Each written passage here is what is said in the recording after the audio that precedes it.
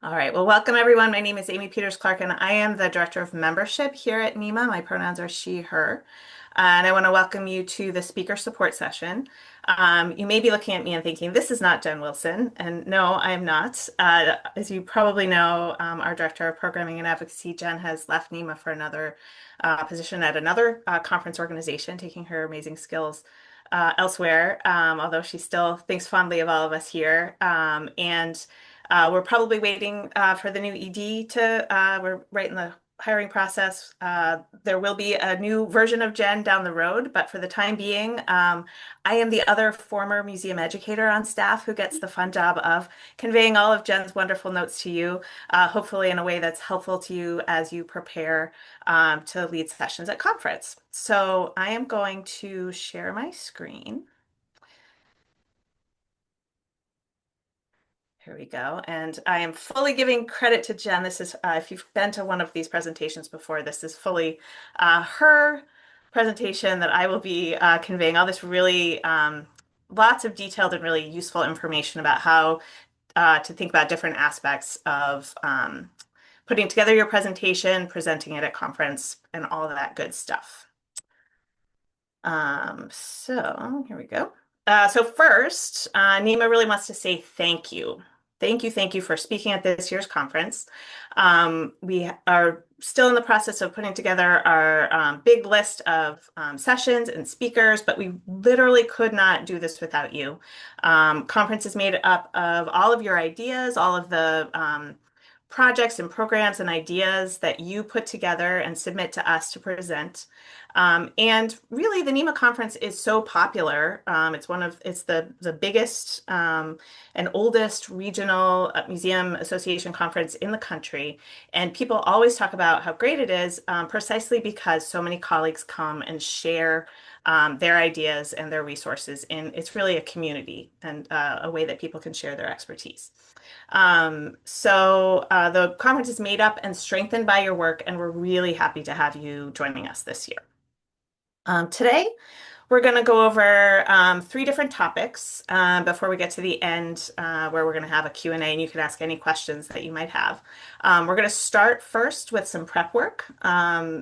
Some of the things that you can think about as you're putting your presentation together, basics of formatting to make it more accessible, and taking that idea of accessibility and then some helpful hints about delivery of your content on the day of your session.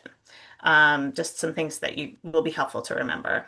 Some things as a speaker that if this is your first time doing it, it's really helpful to know and to kind of feel more confident and be prepared before you arrive. If you've been with us in the past, we're always happy to have people coming back and speaking again, and we're glad you're here too because you may come up with some tips or reminders that will be helpful. And at the let's see, what else? I'm going to go back to my notes. And then yes, so we're going to share our contact information so that if you have any questions, you can get in touch and kind of figure out how we can help you and what you need. And then at the end, we're going to have a Q&A and ask us anything. Really, no questions are too silly. So write down notes if you have anything at all that you're wondering about before we get to the end. All right, so prep work. So as you're thinking about your presentation, as you're putting it together over the next few months, it's really important to remember that presentations are as much about the speakers as they are about the audience.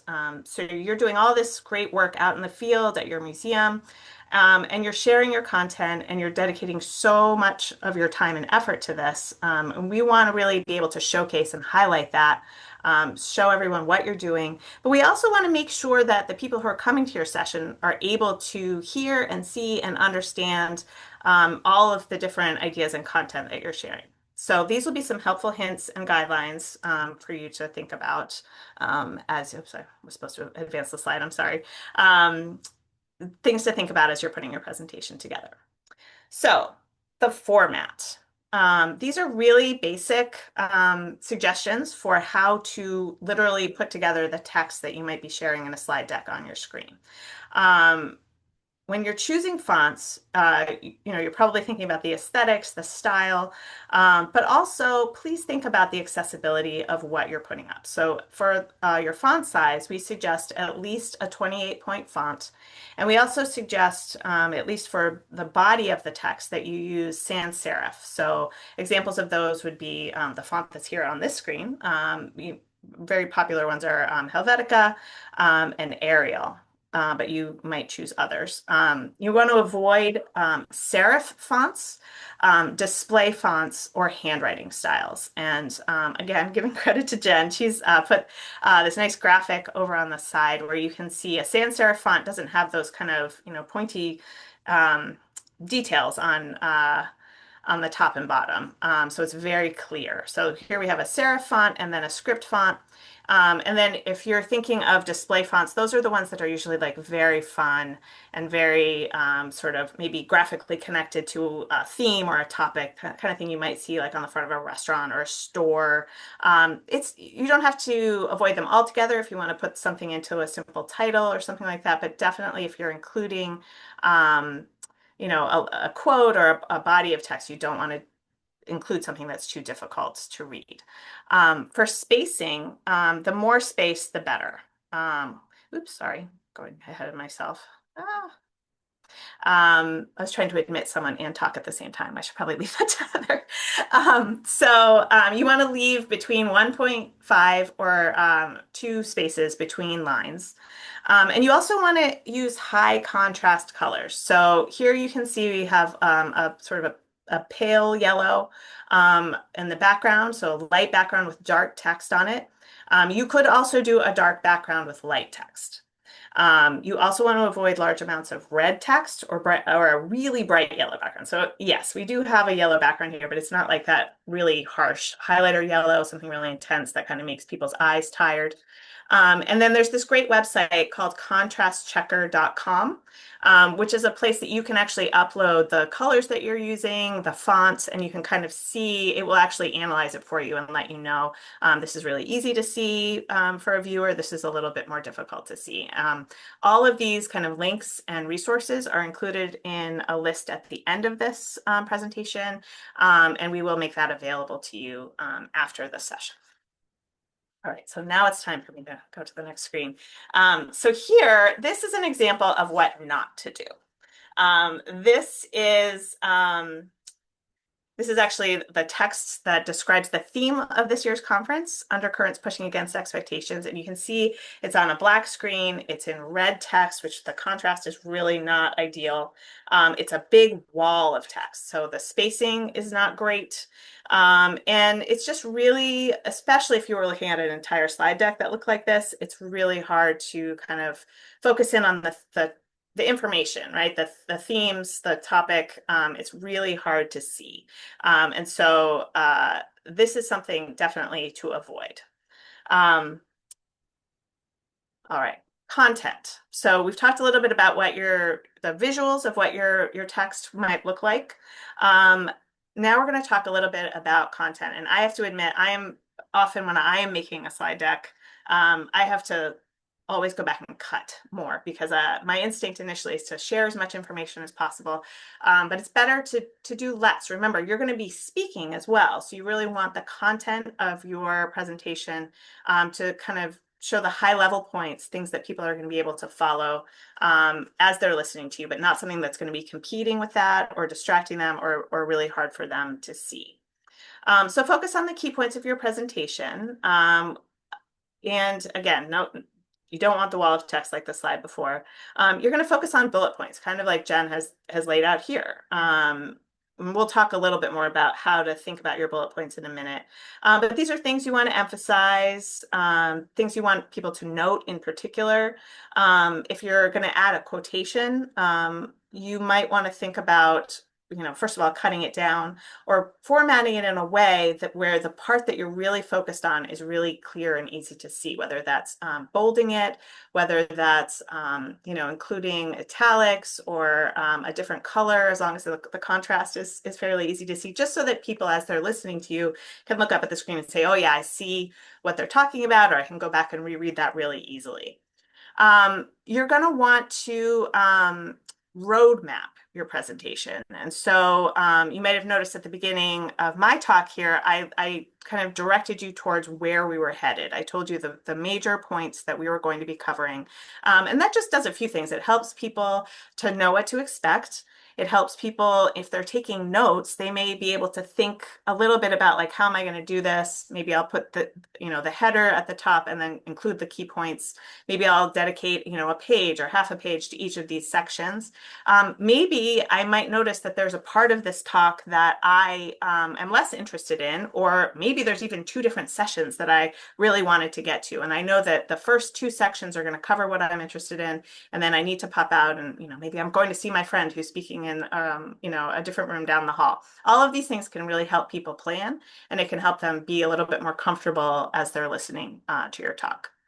Um, and then, I keep talking about this wall of text. You do not want that, but you also want to think about when you're putting the highlights on the screen. There, of course, is more information that you're going to say and that's in your brain. You might want to create a separate set of personal notes that really gets to all the details of what you want to cover, but don't put it in the slides because it's really hard as a listener to sit and kind of absorb all of that when both it's coming out of your mouth and it's up on the screen and your brain is trying to do different things of reading and listening and taking notes. That can be a little bit overwhelming for a listener. All right, and then we'll talk a little bit about your audio-visual content. These are kind of just a few things to keep in mind as you're putting things together. It is possible in your presentation to include possibly a video that you might want to show, or I don't think we have anyone who's zooming in as a speaker. Heather would know more about that. No, we do have a few people zooming in We do from have the a few. Okay, so if you yeah. do have a speaker who's zooming in, and we're going to talk a little bit more about the technical aspects of that in a minute, but I would just note at this point, it's very helpful for your viewer and listener if you use closed captioning on both of those things. Turning on the closed captioning in a video, and also if you have a speaker who's zooming in. That can do things for a lot of different kinds of listeners. For people who are maybe deaf or have low hearing, obviously that's a very helpful way to provide them with access to what the person is saying. But even for those of us who can hear, sometimes having the visual of the words can be helpful. I know a lot of us nowadays probably turn on the captions on our TV because it's possible. Sometimes that's because the sound effects are weird or you're trying to keep track of what's going on. But it really does help your brain to kind of link in a little bit more to what's being said. And it also can help sometimes a person who maybe is not a native English speaker. Again, it can kind of reinforce the information that's being shared in each of those kinds of contexts.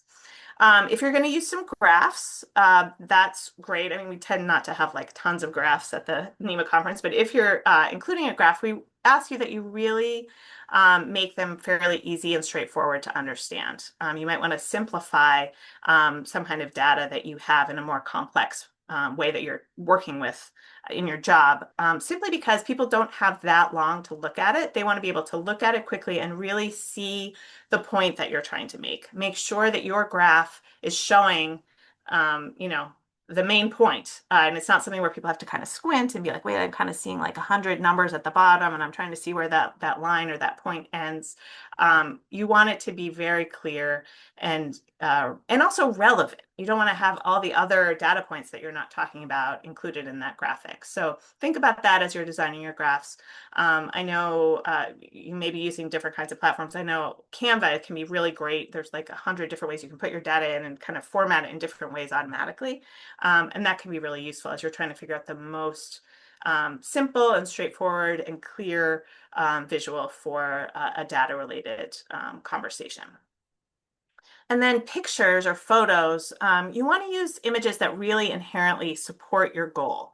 So Sometimes people are really into the visuals and they say, oh my gosh, I have so many great, I used to work on school programs and we would get like 100 adorable pictures and really interesting, fun pictures of kids in the museum. And you might be tempted to just like make a whole collage all over your slide. That's actually not ideal for a viewer. It can be distracting.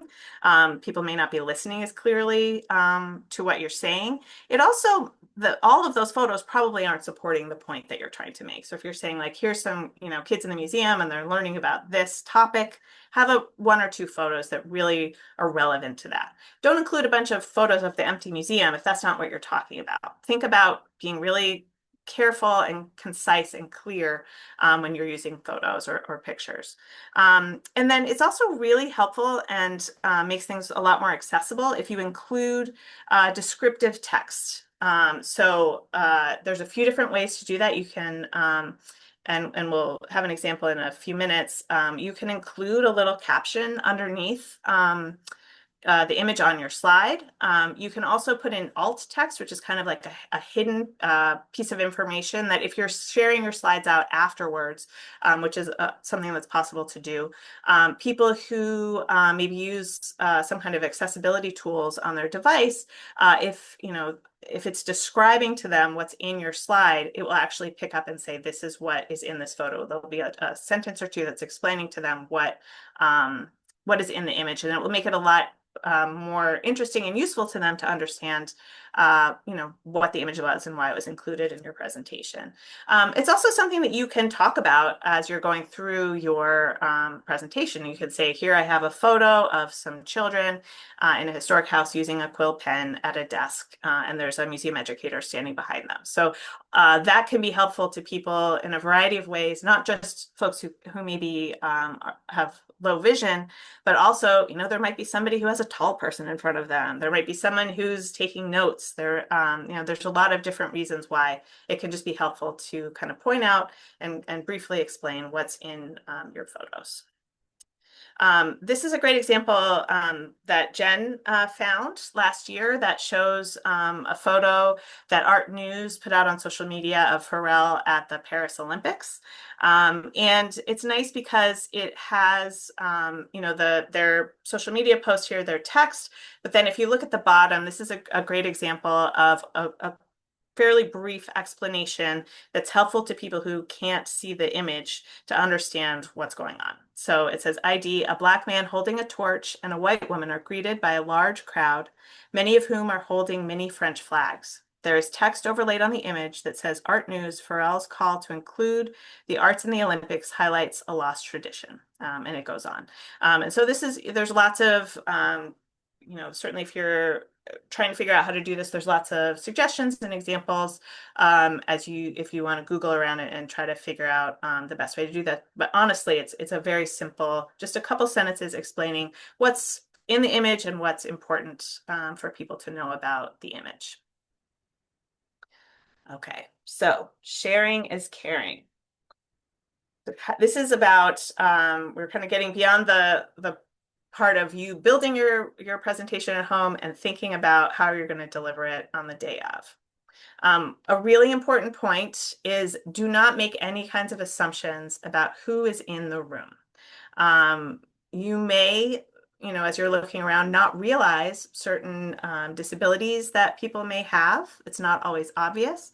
And you may, there's all kinds of things that I've already alluded to. There may be people for whom English is a second language. There may be people, who are really tired and just need a little bit of support. There may be people with hearing or visual impairments. And so all of these things are important to think about as you're presenting. So if you take nothing else away from my talk today, I want to emphasize as much as possible, please, please, please, please, please use the microphone that is in the room where you are presenting. Every room will have a microphone, and all of us at NEMA know that this may be the most frequent complaint that we get from folks on the post-conference survey, on session evaluations, comments in the hall, is that people often are overconfident about their own ability to project their voices, and they do not use the microphone. And so this is something we're even thinking about reminding people in the app this year at conference, so that not only do speakers remember that they're supposed to do this, but that attendees feel empowered to tell speakers if they are not using the microphone, that it is a rule that they must use the microphone. Um, Even if you're a loudspeaker, there are all kinds of reasons, including folks with hearing impairments. There may be chatter in the room, there may be weird acoustics. Um, do not ever assume that simply by speaking really loudly that everyone can hear you. And I don't know about you guys, but I find it so uncomfortable when someone starts speaking and they're kind of into a talk, and then people in the back are like, "Can't hear you, can't hear you." Like, we can avoid that if you just use the microphone every single time.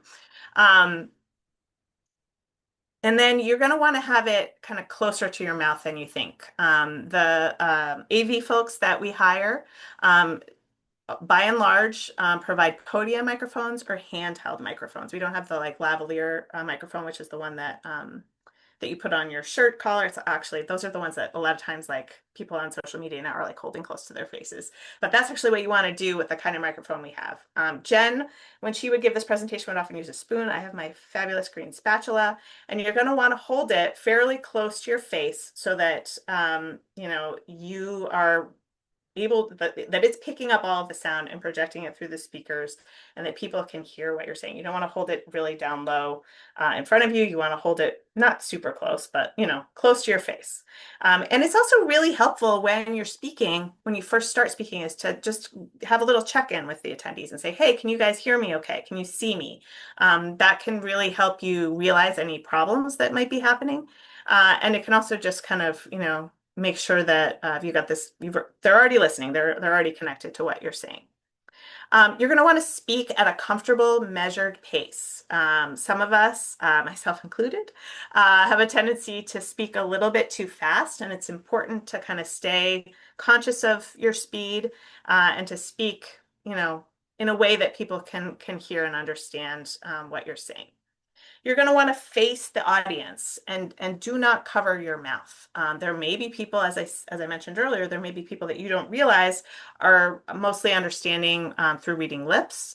It also conveys a lot when people can see your face. They can kind of read all kinds of things in your expressions, and they can understand you more clearly. So sometimes, you may have a tendency to like turn around and look behind you at the slides if they're behind you, or to talk to another person on your panel. But try as much as possible to keep your head facing the audience, so that they can really understand what you're saying. It's also really important, if there's on-screen captioning, that you make sure you're not standing in front of it. It's also possible, some years we do get folks who request a sign language, an ASL interpreter. And so if that is the case in your session, if someone is interpreting for someone with sign language, it's really important, obviously, that you don't stand in front of them. And I know we all know this, but sometimes you can get kind of caught up in what you're saying or get nervous. So just be aware of that and make sure to be intentional about not stepping in front of a person who's doing interpretation. And then finally, as you're presenting, if there are questions that people ask at the end, it's always really, really helpful to repeat the question that has been asked back through the microphone so that the entire group can hear what was said. Sometimes it's just a matter of like, making sure everyone understands what you're responding to, what you're answering. And other times that can be a way to kind of check in with the asker to make sure that you both sort of understand the gist of what they're asking. There may be multiple ways to interpret something. So you might want to just kind of check in with them and say, "Did you mean this or did you mean that?" And all of that can really provide a lot of clarity for people who are listening to your talk. Okay. So we talked a little bit earlier about providing a brief description of the images on your slides. You can do that verbally as you're speaking, which is really helpful to a lot of people. You can also, if you're showing a video, it's really helpful to say, to give a quick synopsis of what's going to be happening in the video and why you're showing it and how it connects to what you're talking about. So you might say, "Here's a 3-minute video. It's going to show X, Y, Z. And when we get to the other side, we're going to talk about X." All of that can be really helpful, so that, people know what's going on. If you've like zoned out for a second and you're like, "What is happening here?" You get sort of an understanding of what's about to happen. And it just helps, again, provide some clarity for people who are listening. You might also, if you're kind of, taking a survey of everyone, ask everyone to raise their hand, or there's some kind of action or question that you're asking them, you might want to describe what's happening.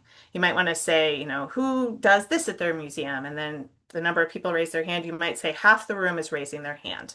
Now, this might seem incredibly obvious to you. You're probably standing up in front of the group and you can see that it's about half. There may be, people who can't see. There may be people whose view is blocked. There may be someone in the front who, has, a stiff neck that morning and they don't want to like turn their head around to see it. All of this adds a lot of clarity and accessibility to, the point you're trying to make by showing that half the room does this or whatever it is. And then if you have multiple speakers, particularly on a fairly, if there's multiple people on your panel, it can always be helpful if there are questions at the end that you reintroduce yourself and say, I'm Amy from NEMA, and this is how I would respond to that question. You may feel like if they're coming to your session, obviously they must know who you are, but and they might, they really might, but it's also important to keep in mind that some people they've had a long day. They're going to, half a dozen different things in that day. They're meeting different people. They're hearing different speakers. And so it can be really helpful and kind of, again, make things a little bit clearer, a little bit more accessible when you introduce yourself and talk about who you are and why you have this particular perspective, even if they've heard you talk for 20 minutes earlier. Okay, helpful hints, what to expect in the room where it happens. I love the Hamilton reference that Jen gave us here. So each room where we hold sessions will be equipped with a screen, a projector, and cords to connect your computer. There will also be microphones for speakers. And as I mentioned, those are usually podium mounted or handheld microphones. Things that you would need to let NEMA know ahead of time that require a little bit of extra planning include using sound for audio or video. So it's very easy to embed videos or sound into slide decks nowadays, but you need to know that we need to know ahead of time so that we can make sure that your room is equipped to play that audio from the projector. And so please, I'll give you the contact information at the end of this presentation. Please be sure to alert NEMA to this need ahead of time.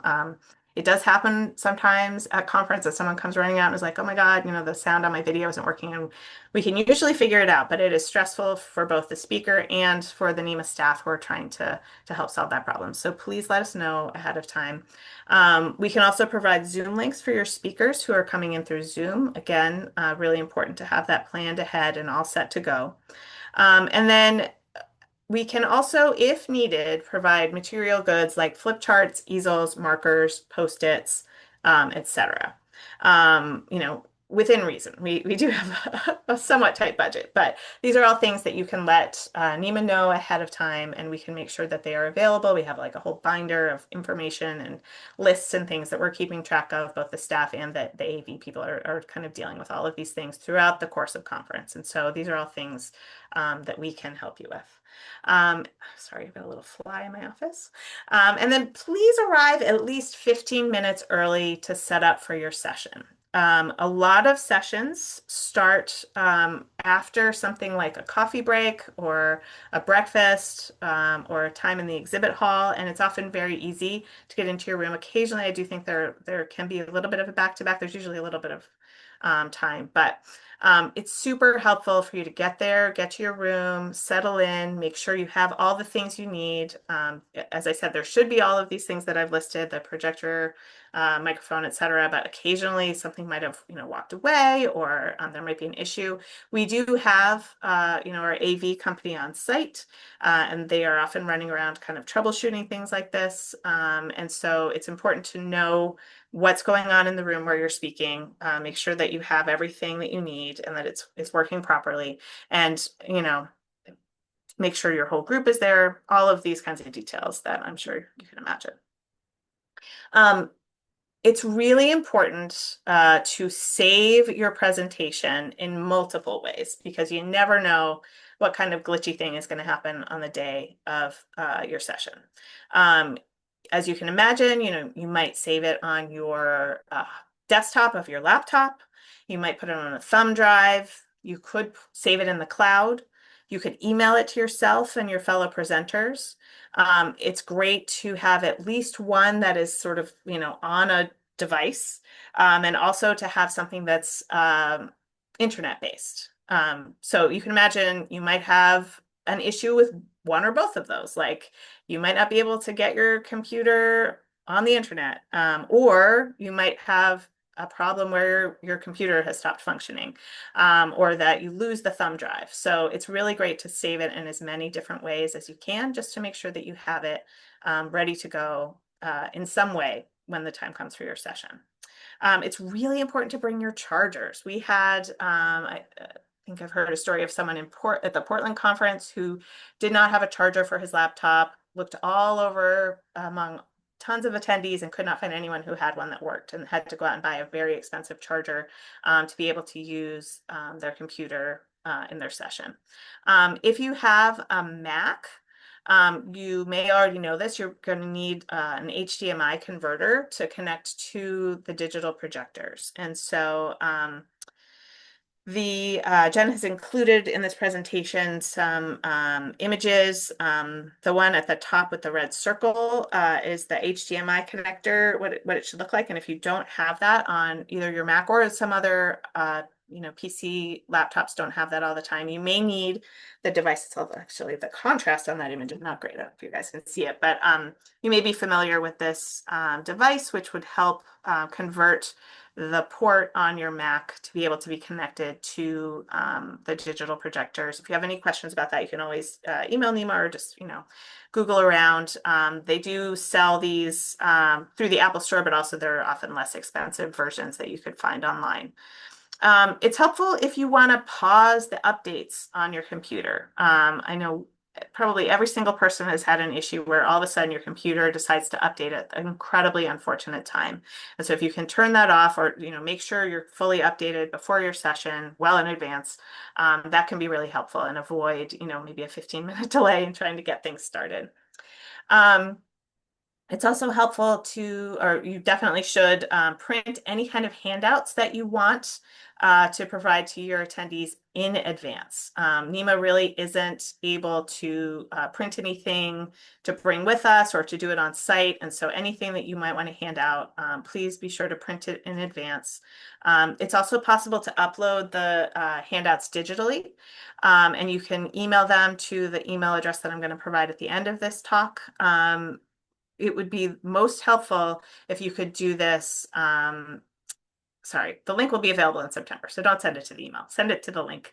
But please be sure to update them or to upload them by the 2nd of November. And that's really pushing it. That's like the Monday before conference. We would love it if you could do it further ahead of time, because there's just so many different details, that the staff is worrying about for conference. It's hard if someone's like, oh my gosh, I have this amazing handout. I really need to be able to give it to everybody, but I don't have it ready to go, or I don't have it up online. So think about that as you're preparing all the other materials for your presentation. All right, gentle reminders for nervous speakers. It is very common to get nervous when you're speaking in front of a group. Sometimes even if you feel like you've done it before, sometimes if you do it all the time, it may be a different setting for you. You're not giving a tour at your museum, you're standing up in front of 50 colleagues, and something may come over you and you may get really nervous. It's a good idea to try to use that nervous energy. Anxiety and excitement are kind of siblings. And so if you can kind of harness the sort of racing heart, sweaty hands, excitement that you're feeling into kind of being a more dynamic speaker, feel free to do that. I know it's not easy, but it's a possibility. Jen has included this video, Nervous versus Excited by Simon Sinek, which is linked at the end of this presentation, which again, we're going to share with you. This is just like a 2.5-minute video that kind of gives you some ideas about how to do that. It's really important to introduce yourself. And so again, giving all this credit to Jen. This is something that Jen started doing. She gives a lot of different kinds of walking tours in Providence and found that she was always forgetting to introduce herself at the beginning of talks and tours. It's very easy to get excited about what you're doing and you just dive right in. So this is something you can actually include in the text of your presentation for yourself, and it will kind of jump out at you and remind you, hi, I'm Amy Peters-Clark, I'm from NEMA. And so then you are letting, your listeners know who you are. Pace yourself. Think it's great to practice your presentation ahead of time to think about how long it's going to take. You may want to have a clock app on your laptop that you're using. You might want to, put your Apple Watch or your phone to the side just to keep track of either the time or the countdown of how long you've been speaking. It can be very easy to go too fast. It can be easy to go too slow, but having that sort of sense of what time it is or how much time has passed can be really helpful. Take deep breaths if you're feeling kind of anxious. Taking a deep breath doesn't take very long. People don't even really necessarily notice, but it can be a way to sort of center yourself and get a little bit more focused and calm as you're speaking. And give yourself a lot of grace. You are doing something that may be kind of hard, that may be new to you in giving a conference presentation. And so it's important to kind of roll with the punches and say, hey, I'm doing this thing. I'm, doing something exciting for myself professionally. I'm sharing ideas and resources with my colleagues, and it's okay if things don't go exactly perfectly. It's totally fine. You can use laughter or humor to break tension, especially, and it's totally fine to tell people, I'm kind of nervous. Sorry, I forgot this or I messed that up. I'm a little nervous. And a lot of times people will find it, charming rather than, embarrassing, which is probably what everybody inside their head is like, oh. And it's okay to be vulnerable. Everybody is vulnerable. It's very human. And so you can actually make use of that as you're presenting. All right, making contact. So the best way to get in touch with the NEMA staff is to use this email address, conference@nemanet.org. And it's kind of a catch-all for things that are happening with conference. And sorry, there's a fruit fly that keeps flying in my face. And so if you send an email there, it will get to the right person, and we can answer any kinds of questions, all the kinds of things that I've outlined here related to preparing to give your talk, what kinds of technical assistance you might need. If you have any questions at all, feel free to email us there. And thank you again for not only proposing a session and taking the time to prepare and get ready to give it, but also for coming to this webinar, which hopefully will, I'm hoping this information will help you make it an even better, more accessible, more focused session for all of the NEMA members who are coming. So we're really grateful to you for doing that. All right, and now we have reached the point of questions and answers. I will just tell you, I'm going to stop sharing my screen, but as I mentioned, a lot of the resources and things that I mentioned are here at the very end of this presentation. And, oh, sorry. Oh, okay. I need to stop my screen share. Where did it go? Oh, sorry, guys. There it is. It vanished from. Why can't I? Heather, help me. Oh, here we go. I found it. Sorry. Okay. Does anyone have any questions?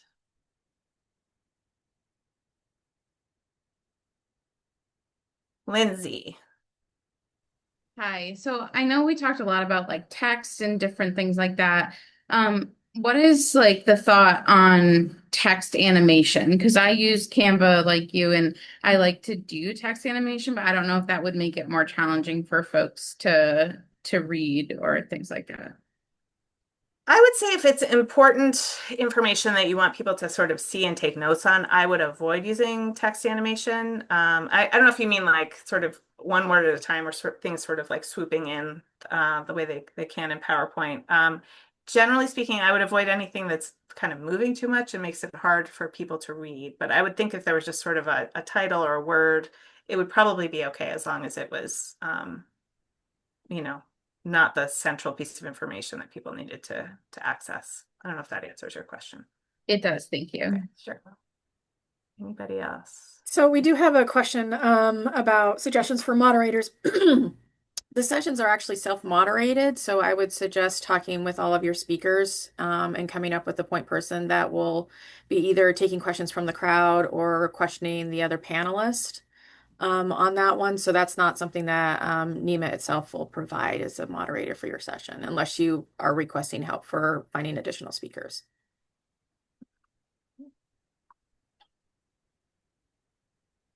Any other questions? You can put them in the chat or you could raise your hand.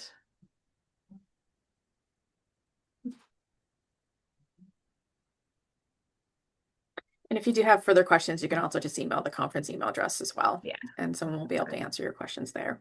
yeah. I think Heather. I need a little bit more on. I was the one that posted the thing about the moderators.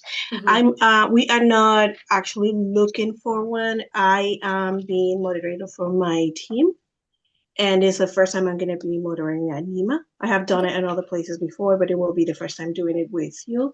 So I was just a little curious about it, if you have any pointers for me. Oh, because I'm going to be working with some of my people here and other museums as well, like 4 other people on the panel. It would be similar to other things that you've moderated. You said that you've moderated at other conferences, and it would be pretty similar as that. Yeah.